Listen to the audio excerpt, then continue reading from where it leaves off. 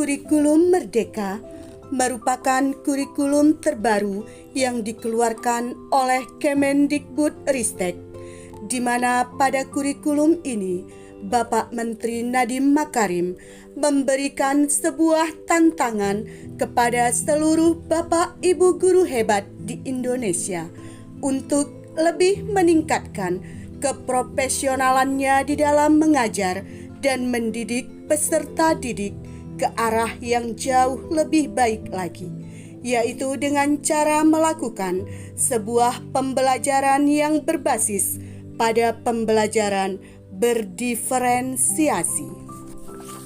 Lalu, bagaimanakah yang dimaksud dengan pembelajaran berdiferensiasi?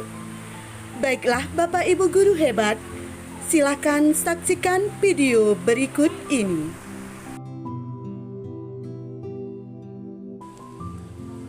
Assalamualaikum warahmatullahi wabarakatuh. Apa kabar Bapak Ibu guru hebat dimanapun kalian berada? Salam bahagia dan tetap semangat. Baiklah Bapak Ibu guru hebat dimanapun kalian berada, di video kali ini kita akan membahas suatu pembelajaran yang lagi viral di Indonesia, yaitu bagian dari pembelajaran kurikulum Merdeka, yaitu suatu pembelajaran yang berbasis berdiferensiasi. Nah, Bapak Ibu sekalian, apa sih yang dimaksud dengan pembelajaran berdiferensiasi?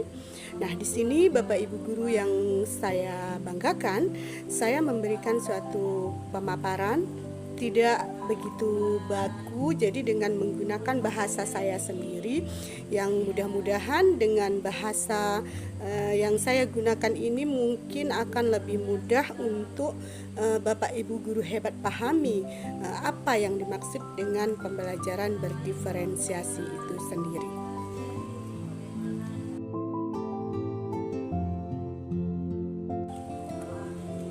Baiklah Bapak Ibu sekalian, pembelajaran berdiferensiasi itu adalah suatu pembelajaran di mana peserta didik kita berikan keleluasaan di dalam mereka untuk mengembangkan potensi yang ada di dalam diri mereka. Nah, dengan demikian, maka guru harus benar-benar mengetahui kebutuhan apa yang memang diperlukan oleh peserta didik kita. Jadi dengan kata lain, pembelajaran berdiferensiasi ini adalah suatu pembelajaran yang berfokus pada kebutuhan dari peserta didik kita. Nah, apa saja kebutuhan itu? Maka kita harus melakukan suatu observasi, pengamatan atau wawancara mengenai tentang 3 aspek yang dibutuhkan oleh peserta didik kita. Yang pertama sekali, kita melihat atau mengobservasi kebutuhan peserta didik kita tersebut dari segi kesiapan belajar mereka. Nah, di batas manakah kesiapan belajar dari peserta didik kita itu harus kita petakan terlebih dahulu. Kemudian yang kedua, kita juga harus melakukan suatu pemetaan tentang minat daripada peserta didik kita masing-masing secara individu. Dan yang ketiga, kita juga harus mampu untuk memetakan tentang profil belajar dari peserta didik kita, yaitu dengan kata lain kita juga harus menentukan peserta didik kita itu dengan bergaya belajar apa. Apakah dengan gaya belajar visual atau auditori atau dengan gaya belajar kinestetik. Nah, jadi Bapak Ibu guru hebat dimanapun kalian berada, itulah dia yang dimaksud dengan pembelajaran berdiferensiasi. Jadi kebutuhan dari peserta didik kita itulah yang paling utama kita perhatikan sebelum kita melakukan proses belajar mengajar di kelas. Baiklah Bapak Ibu guru sekalian, selanjutnya bagaimana cara kita untuk menerapkan pembelajaran berdiferensiasi tersebut di dalam kelas? Apa yang harus kita lakukan terlebih dahulu?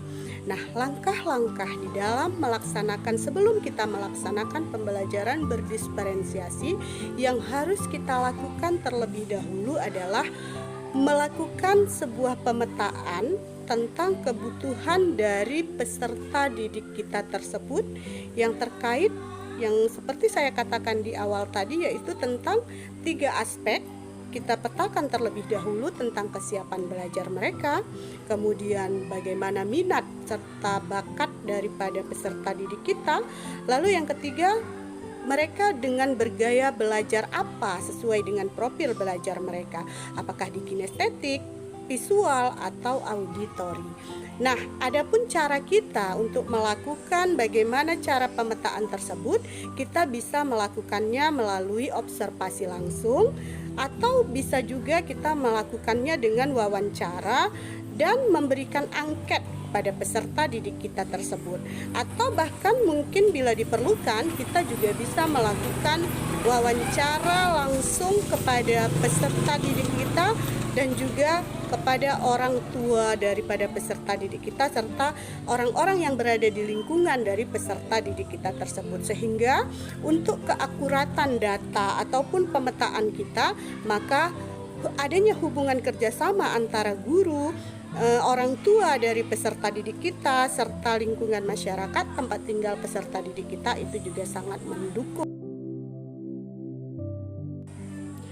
Yang kedua, setelah kita melakukan sebuah pemetaan tentang kebutuhan dari peserta didik kita, maka langkah selanjutnya yang harus kita lakukan yaitu kita membuat sebuah perencanaan pembelajaran sesuai dengan hasil dari pemetaan yang telah kita lakukan tersebut. Nah, jadi kalau dulu pada kurikulum 2013, rencana pelaksanaan pembelajaran tersebut tertuang dalam sebuah RPP, yaitu langkah-langkah apa yang harus kita lakukan. Nah, dalam kurikulum Merdeka, maka perencanaan pembelajaran tersebut akan kita tuangkan di dalam modul ajar. Nah, jadi Bapak Ibu guru sekalian, apa-apa saja yang harus kita lakukan di dalam proses pembelajaran nanti, kita tuangkan seluruhnya di dalam modul ajar tersebut. Nah, baik itu mengenai metode apa yang akan kita terapkan sesuai dengan kebutuhan dari peserta didik yang telah kita petakan, maupun dengan model-model belajar apa yang akan kita berikan yang memang cocok dan sesuai dengan hasil dari pemetaan kita di awal tadinya. Dan tentunya hal itu juga tidak boleh lari dari capaian pembelajaran serta tujuan pembelajaran yang telah kita rumuskan. Nah, jadi itulah tahap kedua Bapak Ibu guru sekalian yang harus kita lakukan setelah kita melakukan pemetaan. Lalu yang kedua tadi, kita membuat sebuah perencanaan pembelajaran sesuai dengan hasil dari pemetaan yang telah kita lakukan. Nah, sekarang kita masuk pada langkah yang ketiga, yaitu kita melakukan sebuah evaluasi serta refleksi. Nah, di mana keberhasilan dari peserta didik kita itu tergantung dari akurat atau tidaknya hasil pemetaan yang telah kita lakukan di tahap pertama sekali. Nah, jadi perlunya evaluasi serta refleksi yang harus kita lakukan di sini gunanya untuk memberitahu kita, untuk menjadi suatu tolak ukur kepada diri kita sendiri, apakah pemetaan yang kita lakukan di awal tadi sudah memang akurat atau memang butuh sebuah refleksi ulang, menambah ataupun mengurangi apa-apa yang tidak dibutuhkan. Nah, jadi Bapak Ibu sekalian, kita bisa membuat suatu pemetaan ulang ketika memang kita anggap hasil dari proses belajar mengajar kita belum mendapatkan satu kata keberhasilan ataupun belum mencapai satu capaian pembelajaran ataupun tujuan pembelajaran yang kita harapkan. Nah, jadi perlu adanya evaluasi serta refleksi dari proses pembelajaran yang telah kita lakukan. Nah, jadi Bapak Ibu guru hebat dimanapun kalian berada, inilah dia 3 tahapan yang perlu kita lakukan di dalam kita sebelum kita menerapkan sebuah pembelajaran berdiferensiasi.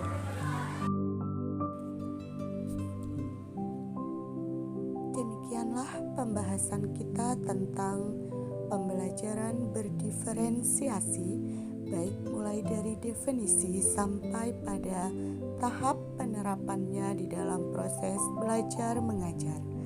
Nah, Bapak Ibu guru hebat dimanapun kalian berada, nanti kita akan lanjutkan kembali video berikutnya, yaitu tentang pembahasan tentang strategi pembelajaran berdiferensiasi.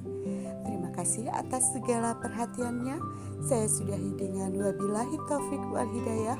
Wassalamualaikum warahmatullahi wabarakatuh.